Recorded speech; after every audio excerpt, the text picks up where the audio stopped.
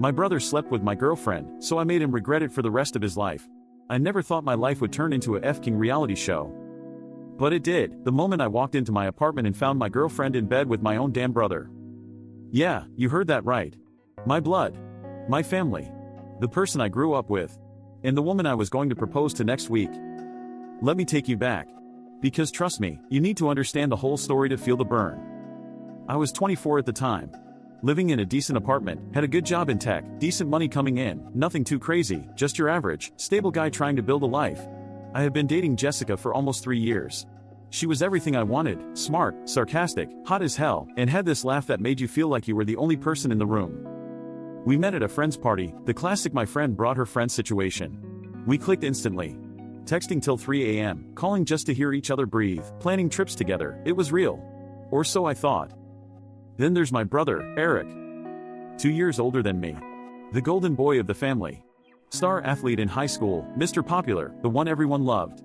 We had our differences growing up, but after college, we started getting along. He'd come over to hang out, grab beers, play Xbox, sometimes even crash on the couch after drinking too much. Jessica and him? They barely interacted. At least that's what I thought. Now here's where SHT gets weird. About 2 months before the incident, I started noticing little things. Not big, obvious things, just weird tension. Like, I'd walk into the room and they'd both suddenly go silent. Or she'd be texting and quickly lock her phone when I got near. I brushed it off. I mean, come on, that's my brother. And that's Jessica. My ride or die. No way, right? I wish I trusted my gut.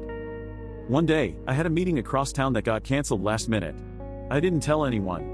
I figured, hey, I'll surprise Jessica, maybe take her out for lunch. I unlocked the door quietly. Our apartment has this hallway that leads straight to the bedroom. I heard noises. Not TV noises. Not music. Moaning. I felt my stomach drop. My heart was pounding so loud I thought it would explode through my chest. I walked in. There they were. Naked. In my bed. The bed I bought. The bed I had shared with Jessica for years. They froze. She screamed. He jumped up like a scared dog. I didn't say a word. I just turned around and walked out. I drove for hours. I don't remember where I went. Just anywhere. I didn't cry. I didn't scream. I was numb. But somewhere along that drive, I made a decision. I was going to make them pay. And not just in some punch him in the face type way. I was going to ruin them. One by one. You want to FCK me over? Watch what happens. First thing I did was go silent. No calls. No texts. Nothing. Total radio silence. I knew they'd both panic. And they did. Jessica tried blowing up my phone. Please let me explain. It's not what it looked like. I was drunk. It was a mistake. Blah blah F-King blah. My brother? Radio silence too. Coward. But here's the thing, I didn't just want revenge. I wanted to make sure every single thing they built came crashing down. Slowly. Publicly. Brutally. I started with Jessica. I knew all her secrets. Every one. Because, well, she trusted me. Dumb move. I knew about her fake work history on LinkedIn. How she lied about her degree. How she cheated on one of her midterms by bribing a TA. How she cyberbullied a girl in high school to the point of depression. I had the screenshots. She confessed it all during a wine night when she thought it was cute to be honest. So I gathered it all. I created a burner email and sent it all to her current boss anonymously. Every lie. Every receipt. Everything. With one simple subject line. Thought you should know who you've hired. She got fired the next day. Then came the friends. Jessica was obsessed with image, Instagram queen, always posting about hashtag self-care, hashtag mental health, hashtag girl support girls. Total hypocrite. I compiled everything, including her talking SHT about her closest friends behind their backs. I knew all their dirty laundry because, again, she told me everything. So I made a private Instagram account and started dropping truths. One by one. Subtle, then savage. A story here, a comment there. She lost 5 friends in one day. They blocked her. Publicly. Her social life? Torched. And I wasn't even done yet. I had a photo. A very specific photo. One night months ago, she wanted to try something new in bed. She wore a full-body latex catsuit, with a leash. She said, "Don't ever show anyone this. Seriously. I trust you." I didn't show anyone. But I did upload it, anonymously, to a kink forum. No names. No faces. Just the suit and the leash. Guess who found it? Her creepy ex. He messaged her. She flipped. I watched it unfold like a movie. Now, about Eric, my sweet, golden boy brother. You didn't think I forgot about him, did you? Eric was in med school. 4th year. Almost done. He had an internship at one of the best hospitals in the state. I supported him. Drove him to interviews. Helped with his resume. Proofread his applications. And now? Now he was going down. I remembered something from a while back. One night, we got drunk, and he told me how he cheated on his MCAT. He used a leaked answer sheet he bought off Reddit. Dumbass saved it in his Google Drive and forgot. I still had the link. So I forwarded it to his program director. And guess what? They opened an investigation. Then I remembered he also bought Adderall off a classmate illegally and bragged about it in a group chat. Which, lucky me, I also had screenshots of. Boom. Forwarded that too. He was suspended. Pending review. His entire future? Hanging by a thread. He came to my apartment one night. Banged on the door like a lunatic. Open the F-king door. I did. He looked like he hadn't slept in days. Eyes bloodshot. Hair messy. No swagger. No charm. Just a broken man. What the hell are you doing to me? I smiled. Don't FCK your brother's girlfriend, Eric. He didn't say anything. Just stood there. Then cried. I shut the door in his face. But I wasn't done. Not yet. I wanted the world to know. So I made a post on Reddit. Under /true off my chest. Title, My brother effed my girlfriend, so I destroyed both of their lives. I detailed everything. Changed the names. But kept it raw. Emotional. Angry. Real. It blew up. Top post of the week. Tens of thousands of upvotes. Hundreds of awards. Thousands of comments. People calling them trash. Calling me a hero. Asking for updates. Wanting more. I gave them more. Every few days, I posted an update. Each one more insane than the last. People were hooked. Then one of those TikTok storytime creators picked it up. Then another. Then another. It went viral. Millions of views. And somehow, someone connected the dots. Jessica's old high school friends saw it. Recognized the stories. The photo. The details. Then Eric's med school classmates found the Reddit post. It all clicked. Their names? Exposed. Everywhere. My DMs exploded. People thanking me for standing up for myself. Others asking if it was real. Others saying they went through the same. Jessica deleted all her socials. Eric dropped out of his program. Me? I slept better than I ever had in my life. But here's the craziest part. I didn't feel better. I thought I would. I thought revenge would fix the hole in my chest. It didn't. Because at the end of the day, I still lost two people I loved. One by betrayal. The other by choice. But at least they'll never forget what they did. And neither will I. I thought that was the end of it. But turns out, revenge doesn't end when you press post. It festers. It spreads. It eats away at everything, even the good parts. A week after my viral post, my mom called. She was crying. She didn't even say hello. Just went straight into it. What the hell did you do to your brother? I froze.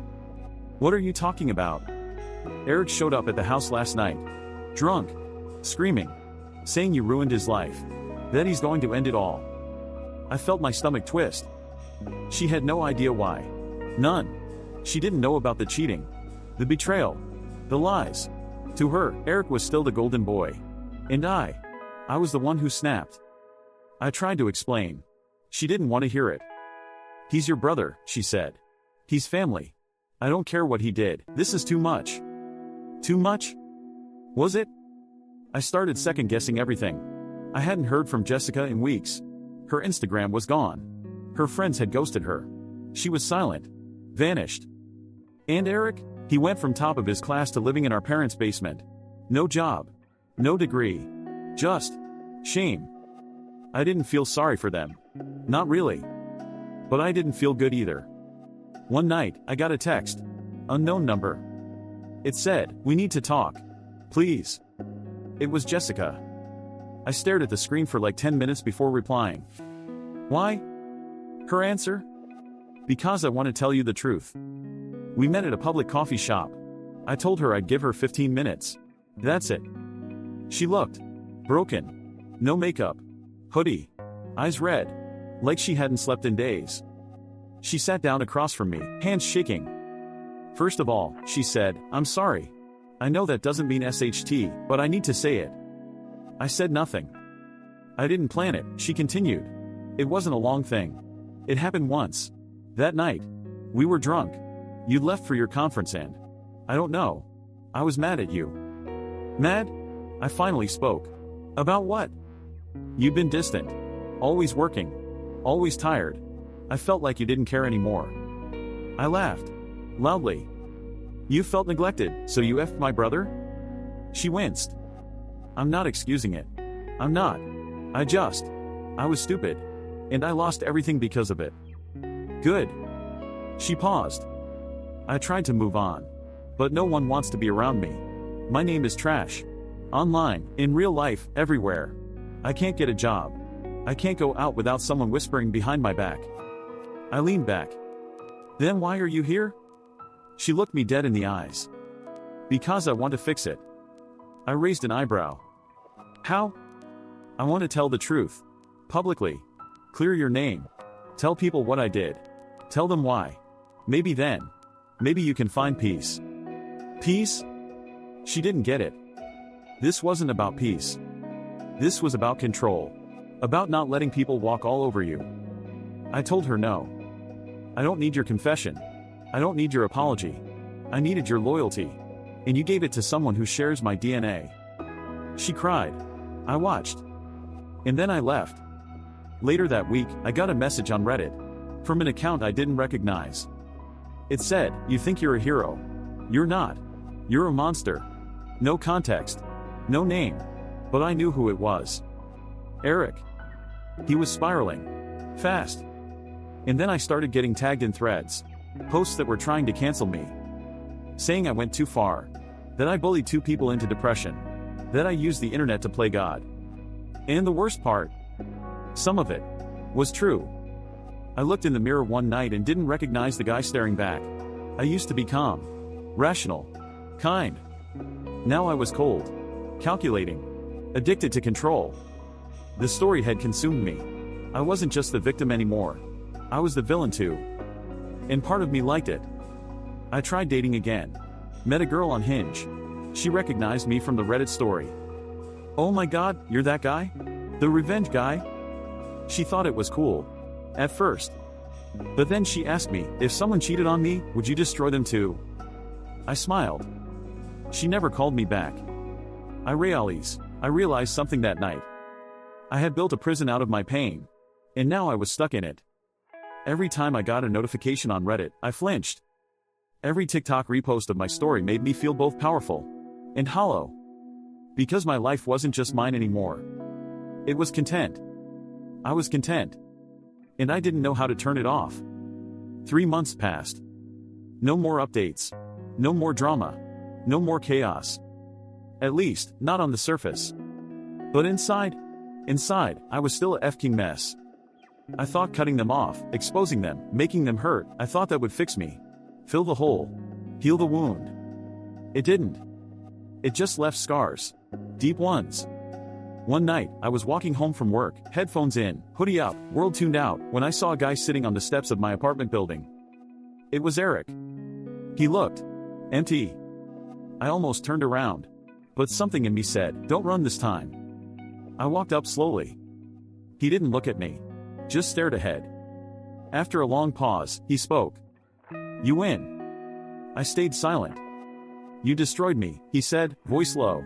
Everything. My future. My name. My confidence. Gone. Still, I said nothing. He turned to me finally.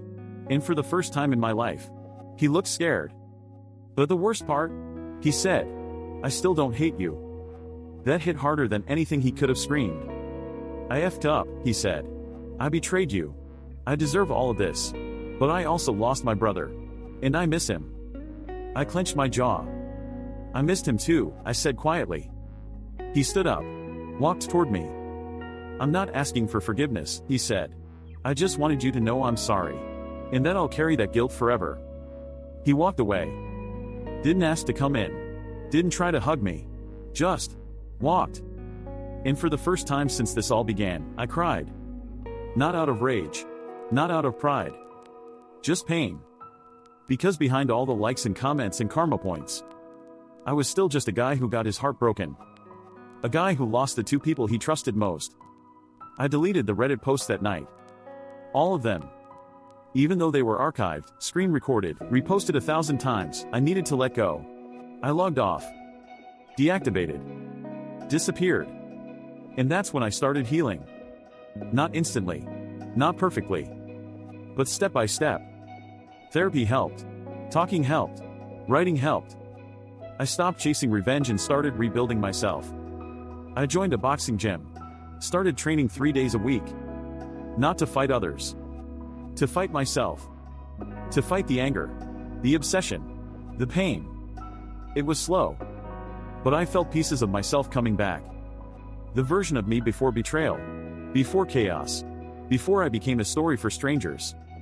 And then, something crazy happened. I got an email. Subject line, podcast interview? It was from a massive platform. They'd read the Reddit posts. Seen the TikToks. They wanted to feature me. Tell my story. Unfiltered. I hesitated. For days.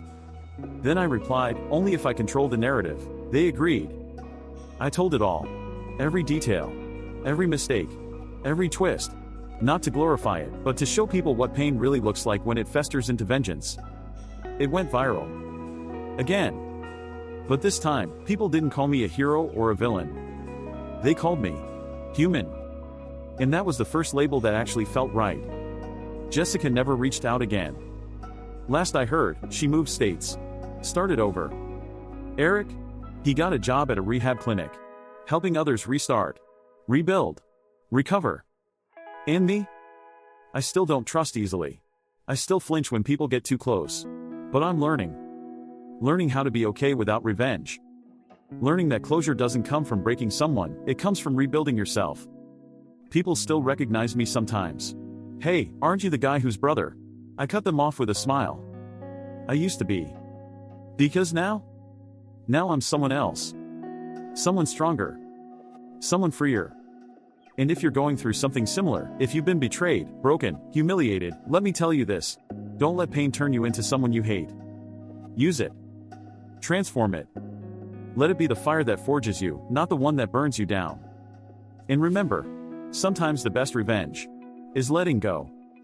But if you think that's where the story ends, you're wrong. Because 2 years later, she came back. And this time, she had a secret that could change everything.